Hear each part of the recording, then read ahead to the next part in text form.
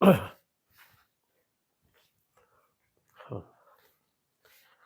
महादेव बच्चों, आज का वीडियो बहुत छोटा है और हमारा टारगेट क्या है कि हमें गॉस थ्योरम के हेल्प से मीन्स गॉस थ्योरम की मदद से एक वेरी लार्ज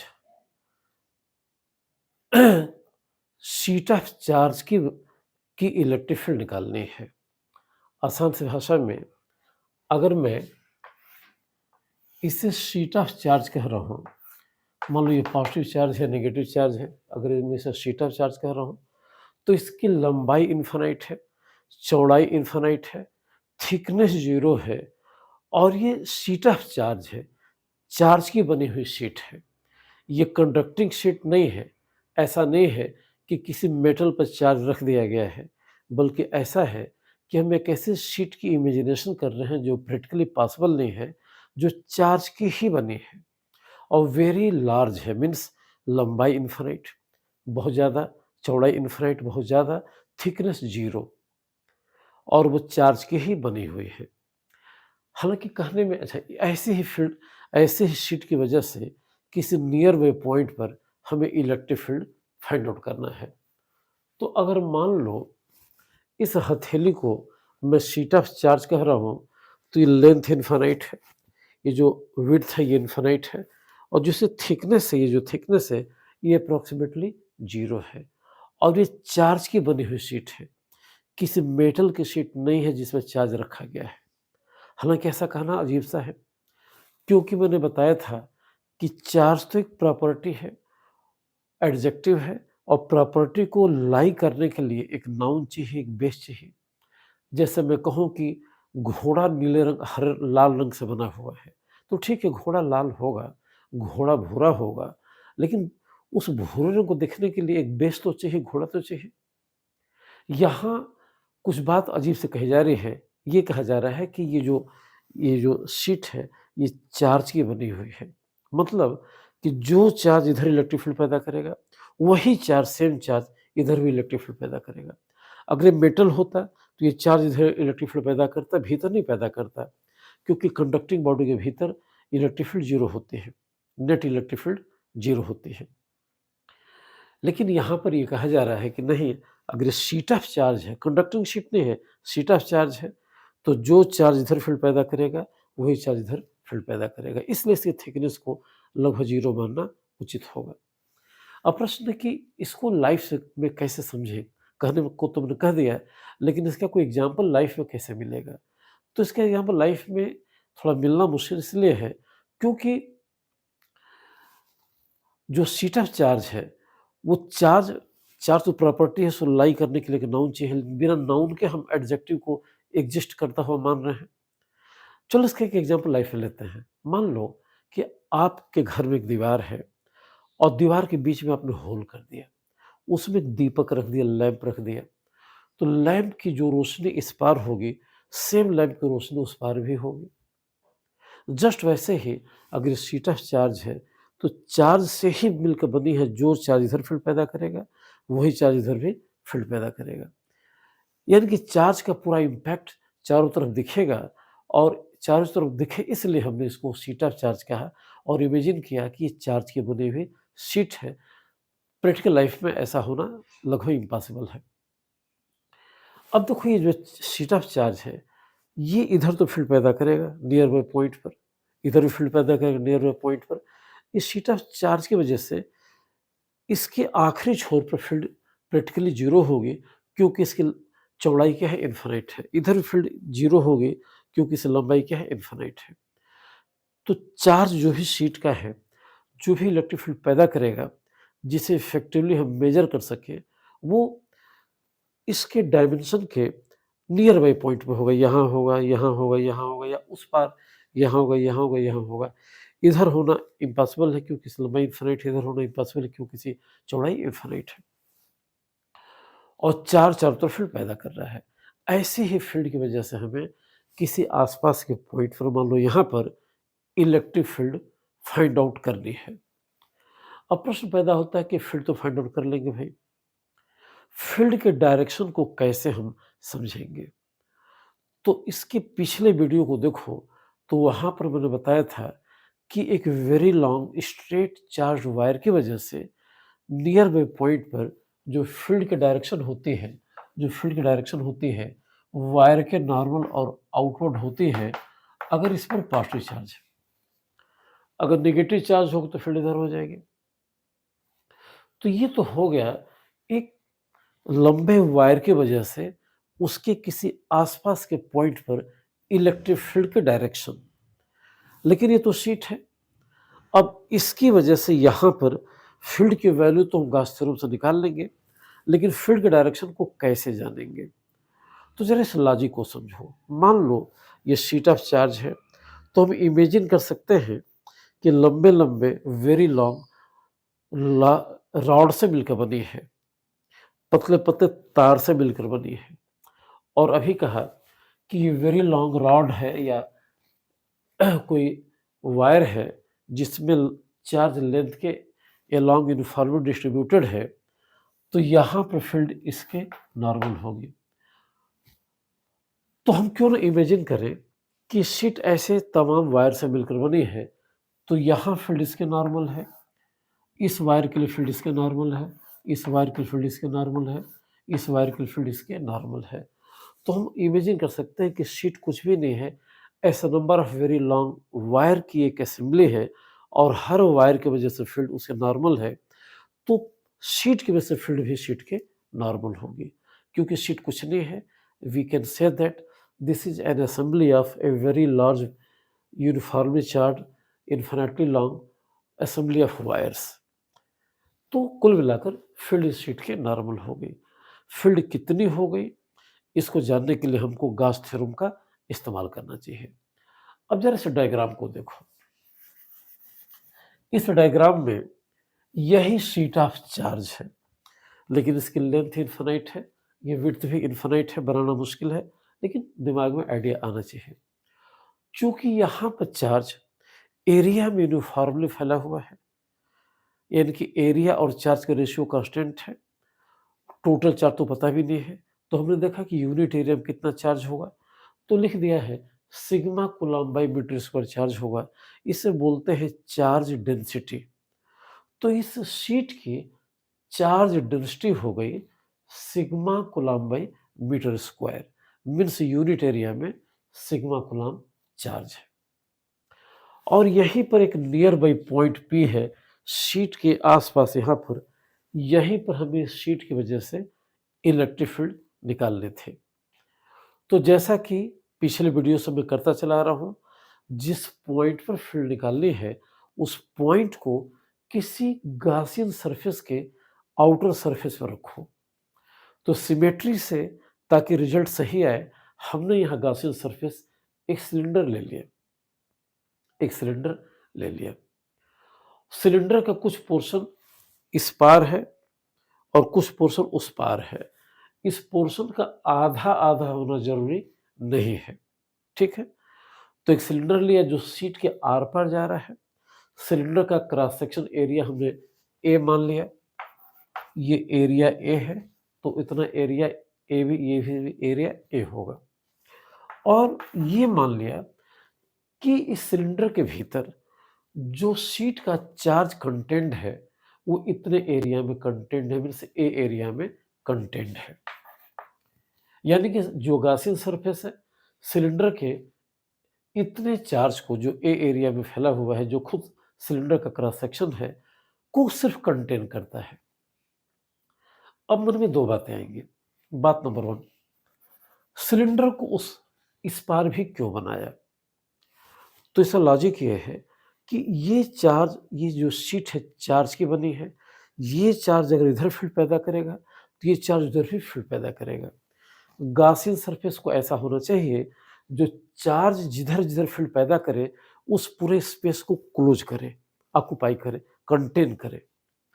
तो चार्ज इधर भी फील्ड पैदा किया, सेम चार्ज है वो उधर भी फील्ड पैदा करेगा। तो इसको क्लोज करने का तरीका है कि चार्ज जिधर जिधर अपने इम्पैक्ट को दिखाए, मीन्स फील्ड को पैदा करने के स्पेस को बताए, पूरे स्पेस को हमें क्लोज करना है। इसलिए हमने क्या किया कि सिलेंडर का कुछ पोर्शन इधर बनाया, कुछ पोर्शन इधर बनाया, जिससे कि चार्ज उसके भीतर कंप्लीटली क्लोज्ड हो। अगर यही मेटल की शीट होती, अगर ये मेटल की शीट होती, तो सिलेंडर हम इस पार नहीं बनाते, क्योंकि अगर ये चार्ज है तो चार्ज भीतर फील्ड नहीं पैदा करेगा। तो सिलेंडर जो मेटल की शीट है वो चार्ज की एक बाउंड्री ऑलरेडी बना रहा है, जहाँ पर फील्ड नहीं पैदा हो रही है और इधर ही फील्ड पैदा हो रही है, तो रिजल्ट कुछ और आता और सिलेंडर उस पार नहीं बनाया जाता। ये बात थोड़ी आगे क्लियर होगी। तो यही वजह है कि हमने सिलेंडर को उस पार में बनाया है। अब खास बात कि हमने ये कहा कि यहाँ जो भी इलेक्ट्रिक फील्ड होगी, इस क्रॉस सेक्शन पर जो भी इलेक्ट्रिक फील्ड इस शीट ऑफ चार्ज की वजह से होगी, उसकी वैल्यू और डायरेक्शन सेम होगी इस क्रॉस सेक्शन के हर पॉइंट पर। प्रश्न के ऐसा क्यों कहा? इसका जवाब है कि क्रॉस सेक्शन का हर पॉइंट शीट से बराबर दूरी पर है, क्रॉस सेक्शन का हर पॉइंट शीट से बराबर दूरी पर है, और इस फील्ड को निकालने के लिए हम शीट के टोटल चार्ज का यूज करते हैं, ना कितने चार्ज का यूज करते हैं जिसको सिलेंडर कंटेन करता है। ये तो गॉस थ्योरम के यूज के लिए हमने इतना चार्ज लिया है, लेकिन अगर गॉस थ्योरम मालूम नहीं पता है और यहाँ फील्ड निकालनी है, तो field due to all the charges है, यानी कि टोटल शीट की वजह से हमको यहाँ फील्ड निकालनी है। तो कोई भी इलेक्ट्रिक फील्ड दो फैक्टर पर डिपेंड करती है, चार्ज की वैल्यू और चार्ज से डिस्टेंस। तो इस क्रॉस सेक्शन के हर पॉइंट के चार्ज से, यानी कि शीट ऑफ चार्ज से डिस्टेंस क्या है? Distance means normal distance, distance same है और टोटल चार्ज हम ले रहे हैं तो चार्ज भी सेम है फील्ड निकालने के लिए इसके किसी भी पॉइंट पर, और डिस्टेंस भी सेम है, इसलिए जो भी फील्ड आएगी जिसे हम गॉस थ्योरम से निकालेंगे उसकी वैल्यू सेम होगी। तो इस क्रॉस सेक्शन का हर पॉइंट पर फील्ड की वैल्यू सेम होगी और डायरेक्शन इस क्रॉस सेक्शन के नॉर्मल और आउटवर्ड होगी। ओके, जस्ट हमने क्या किया कि इसके अपोजिट में, क्रॉस सेक्शन 1 के अपोजिट में यहाँ क्रॉस सेक्शन 2 लिया। यहाँ भी यही लॉजिक होगा कि यही सेम चार्ज यहाँ भी फील्ड पैदा करेगा, ठीक है। और फील्ड की वैल्यू डिपेंड करेगी डिस्टेंस पर और डिपेंड करेगी चार्ज पर। तो इस पर जितने भी पॉइंट्स हैं सब पर सबकी दूरी यहाँ से शीट ऑफ चार्ज से सेम है और सबके लिए एक ही चार्ज, यानी कि सिलेंडर के शीट के टोटल चार्ज का इस्तेमाल किया जा रहा है फील्ड निकालने के लिए, तो फील्ड की वैल्यू भी सेम होगी। लेकिन मन में एक बात आ रही है कि अगर हमने इस डिस्टेंस को इसके बराबर नहीं माना है तो क्या फील्ड की वैल्यू चेंज नहीं हो जाएगी? तो इसका जवाब है कि अगर चार्ज लिमिटेड वैल्यू का होता तो बिल्कुल फील्ड की वैल्यू चेंज हो जाती। यहाँ फील्ड ई होती तो यहाँ फील्ड ई डैश हो सकती थी, लेकिन चार्ज की अमाउंट ज़्यादा है और वो डायमेंशनली बहुत बड़े बॉडी पे फैला हुआ है, तो इसलिए नियर बाय पॉइंट पर यहाँ फील्ड रफली क्या होगी? सेम होगी। इसलिए अगर ये दूरी 0.1 मिलीमीटर है और ये दूरी 1.7 मिलीमीटर है या 0.17 मिलीमीटर है, तो भी फील्ड अप्रॉक्सीमेटली क्या होगी? सेम होगी। यही वजह है कि हमने फील्ड को जितना यहाँ माना है इसके किसी भी पॉइंट पर, फील्ड उतनी ही यहाँ भी होगी इसके किसी भी पॉइंट पर, मीन्स क्रॉस सेक्शन के हर पॉइंट पे फील्ड की वैल्यू सेम होगी। ओके, तो ये सारी समस्या हमने सुलझा दिया। अब प्रश्न है कि फील्ड होगी कितनी? यहाँ आते हैं तो हम, आपको जैसे पता है कि हम पहले इस पूरे क्लोज फिगर से, इस पूरे क्लोज फिगर से हम इलेक्ट्रिक फ्लक्स निकालेंगे और इलेक्ट्रिक फ्लक्स निकालने का जनरल फार्मूला है ई डॉट डी ए का इंटीग्रेशन। तो देखो पहले हम क्रॉस सेक्शन 1 से फील्ड निकालेंगे। तो हमने कहा कि यहाँ पर ये पॉइंट पी लिया, पॉइंट पी इस क्रॉस सेक्शन का छोटा सा पॉइंट है। अगर पूरा क्रॉस सेक्शन का एरिया ए है तो हमने मान लिया कि पॉइंट पी का जो एरिया हो जाएगा, जो बहुत छोटा है, वो डी ए है। अब जैसा बताया था कि एरिया वेक्टर की जो डायरेक्शन होती है एरिया के नॉर्मल और आउटवर्ड होती है। यहाँ इलेक्ट्रिक फील्ड खुद एरिया के नॉर्मल और आउटवर्ड है, तो यहाँ पर पॉइंट पी का एरिया वेक्टर डी ए और इलेक्ट्रिक फील्ड ई दोनों पैरेलल हैं। तो हम देखें कि इस छोटे से एरिया डी ए से कितना फ्लक्स पास आउट होगा। तो हमने कहा d phi equals E dot d A flux pass out होगा। और इस पूरे डी ए के लिए ये यूनिफॉर्म है, पर हम एक काम करें, इसको लिख दें ई डी ए कॉस 0, क्योंकि ई और डी ए के बीच का एंगल 0 डिग्री है।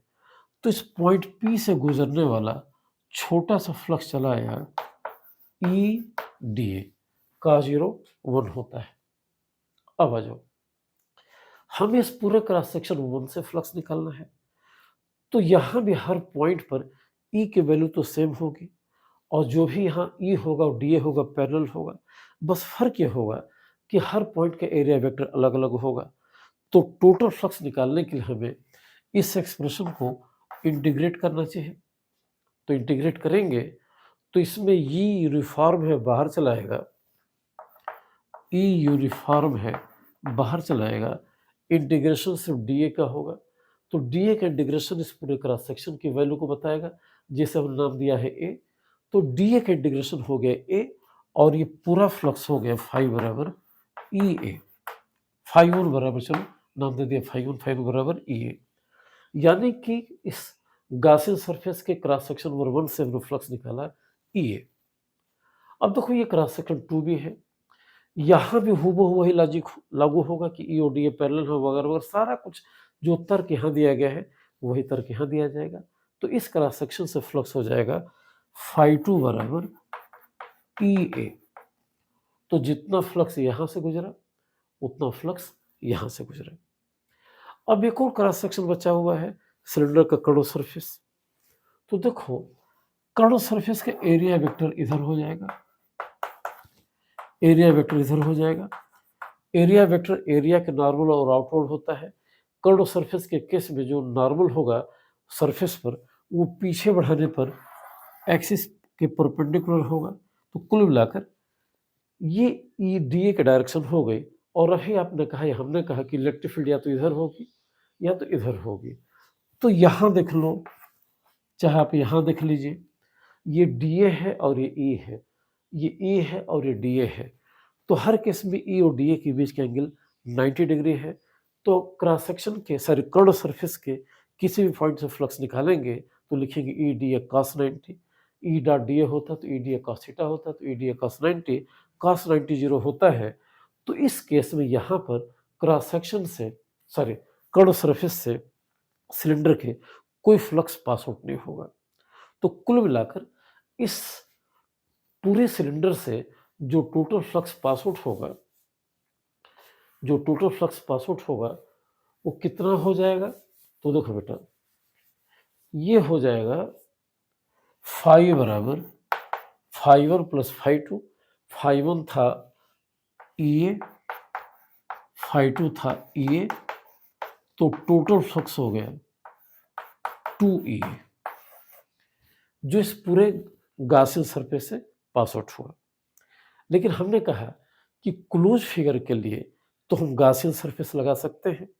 तो गॉसियन सरफेस के हिसाब से किसी क्लोज फिगर के लिए जो टोटल फ्लक्स होता है, जिसे सिंबल में मैं ई डॉट डी ए के तरीके से लिख रहा हूं, ये किसके बराबर होता है कि ये क्लोज फिगर कितना चार्ज इनक्लोज करता है नेट अपॉन एप्सिलॉन नॉट के बराबर होता है। तो देखो, ये जो गॉसियन सरफेस था, जो एक सिलेंडर था, अपने भीतर शीट का सिर्फ इतना चार्ज इनक्लोज करता है। ये कितना चार्ज होगा? तो देखो, यूनिट एरिया में सिग्मा कूलम चार्ज है। ये एरिया सिलेंडर के क्रॉस सेक्शन के बराबर है, जो इसकी वैल्यू ए है। तो यहाँ पर जो टोटल चार्ज हो जाएगा वो हो जाएगा सिग्मा ए। तो क्यू हो जाएगा sigma A upon epsilon not. अब देखो, दो बातें कौन सी हैं कि आपने जो फ्लक्स निकाला गॉसियन सरफेस से ई डॉट डी ए का यूज करके, वो चला आया 2 ई ए। और इसी का यूज करके अगर क्लोज फिगर से हमने गॉस थ्योरम का यूज किया और फ्लक्स निकाला, तो वो चला आया Q upon epsilon not mean sigma A upon epsilon not. दोनों तो एक ही फ्लक्स होंगे, एक ही क्लोज फिगर से निकाले जा रहे हैं, तो दोनों को हमने बराबर कर दिया। तो दोनों को बराबर कर दिया तो चला आया 2 ई ए, जो फ्लक्स आपने इफर्ट से निकाला है। और जो आपने फ्लक्स गॉस थ्योरम की हेल्प से निकाला है जो सेम फ्लक्स है वो आ गया sigma A upon epsilon not. अब देखो बेटा ये ए से ए कट जाएगा तो इलेक्ट्रिक फील्ड पॉइंट पी पर हो जाएगी सिग्मा अपॉन 2 एप्सिलॉन नॉट। तो ये इलेक्ट्रिक फील्ड की वैल्यू का एक्सप्रेशन हो गया सिग्मा अपॉन 2 एप्सिलॉन नॉट। और जहाँ तक डायरेक्शन की बात है तभी बताया था कि शीट ऑफ चार्ज है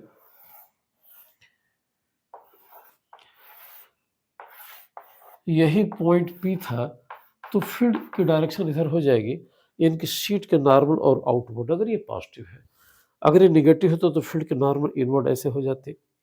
तो आसान से भाषा में आपने देखा कि शीट ऑफ चार्ज की वजह से जिसे लंबाई इन्फिनाइट है चौड़ाई इन्फिनाइट है किसी नियर बाई पॉइंट पर फील्ड का एक्सप्रेशन ये हो गया, मैग्नीट्यूड का ये फार्मूला हो गया और डायरेक्शन हमेशा शीट के नॉर्मल होगी। अगर शीट पॉजिटिव है तो field away from the sheet हो जाएगी, शीट नेगेटिव है फील्ड टुवर्ड्स द शीट हो जाएगी। आखिरी बात बेटा इस पूरे एक्सप्रेशन में कहीं भी उस पॉइंट पी की या पी डैश की शीट से डिस्टेंस नहीं आ रही है। इसके मायने ये हो गए कि अगर शीट बहुत बड़ी है तो सराउंडिंग के आसपास के पॉइंट पर जो नियर बाय पॉइंट्स हैं वो सेम फील्ड पैदा करेगी, वो डिस्टेंस पर डिपेंड नहीं करेगा और उसका एक्सप्रेशन हो जाएगा सिग्मा अपॉन 2 एप्सिलॉन नॉट। तो फील्ड चाहे पी पर हो फील्ड चाहे पी डैश पर हो दोनों पॉइंट्स शीट के बहुत क्लोजर थे, शीट के डायमेंशन के रिस्पेक्ट में उनकी दूरी बहुत कम थी, इसलिए फील्ड की वैल्यू लगभग सेम आई है और आ गया सिग्मा अपॉन 2 एप्सिलॉन नॉट और डायरेक्शन हो गई नॉर्मली अवे। तो बेटा ये था आज के वीडियो का सार या जिस्ट। इसमें इतना ही, फिर हम अगली बार तीसरे फिगर को लेकर तीसरे केस को लेकर कुछ और हम इलेक्ट्रिक फील्ड की बात करेंगे गॉस थ्योरम का यूज करते हुए। आपसे ये रिक्वेस्ट करते हो कि बेटा प्लीज़ वीडियो को लाइक और सब्सक्राइब किया करो। फिर मिलेंगे, तब तक के लिए महादेव।